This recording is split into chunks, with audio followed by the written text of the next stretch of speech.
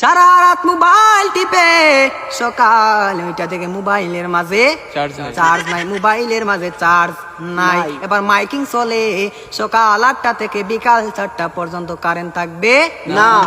এবার টেনশন আছে না নাই? সারাদিন কারেন্ট থাকবে না, আর যদি কারেন্ট না থাকে আমার মোবাইলটা বন্ধ হয়ে যাবে, আর ওই পারে কথা বলা যাবে না। এবার ওই পার থেকে রাগ করবে কি করবে না? করবে। এবার যখন বিকাল 4টা বেজে গেল, যেই মাত্র কারেন্ট আসলো আর মোবাইলটা চার্জে লাগাইয়ে টিপানো আরম্ভ, এবার মেসেজ করে হাই। এবার গিয়ে দেখে ওই পার থেকে ব্লক করে দিছে, ব্লক করে দিছে।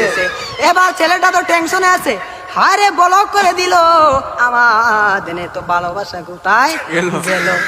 এবার 2 দিন পরে ব্লকটা খুললো, 2 দিন পরে ব্লকটা খুললো। এই 2 দিনের মাঝে ছেলেটার আরেকটা হয়ে গেছে, আরেকটা হয়ে গেছে। এবার মেয়েটা বলে তোমার সাথে আমি পালিয়ে যাব, আমাদের বাড়িতে মানবে না, চলো আমরা পালিয়ে যাই। আমি রাগ করেছিলাম, আমার রাগ তুমি কেন ভাঙ্গাও না? আর ছেলেটা রাগ কি ভাঙ্গাবে, এই 2 দিনের মাঝে আরেকটা কপালের মাঝে জয়টা গেছে।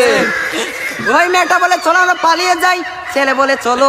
এবার ছেলেটা মনে মনে ভাবে তোমার একটা শিক্ষা দিতে হবে। এবার মেয়েটা সকালে স্টেশনের মাঝে গাড়ি গুটি লইয়া রেডি। এবার ছেলেটা তো আসে না, আর মেয়েটা বাড়িতে কি যাবে, বাড়ির মাঝে 3 হাত লম্বা একটা চিঠি দিয়া পাইছে। পাশের গ্রামের রফিক মিয়ার সাথে পালিয়ে যাবে, বাড়িতে চিঠি দিয়ে যায়, আমি আর বাড়িতে মাঝে কোনোদিন আসবো না।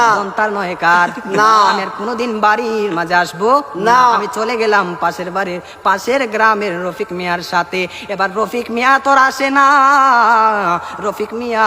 আসে না, এবার 1 ঘন্টা চলে যায়, 2 ঘন্টা চলে যায়, ছেলেটার মোবাইলে বন্ধ।